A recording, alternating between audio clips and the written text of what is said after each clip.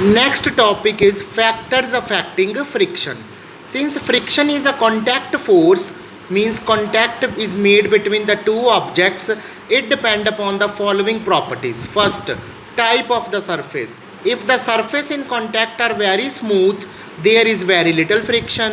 For example, marble rolled on a glass surface will move faster than on the wooden or concrete surface, because glass surface is smooth, it will move faster, but concrete surface has the irregularities, there the frictional force is more.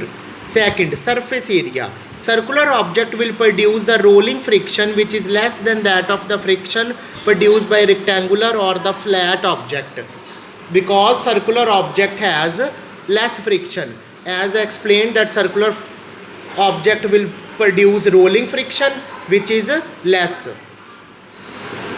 Next is the mass.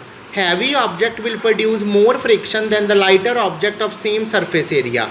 As the mass is more, frictional force is more. We know that it is very difficult to move a filled box rather than an empty box, because heavy object gets tightly interlocked with the surface below it than the lighter object. More is the mass, more is the interlocking, then the frictional force is less.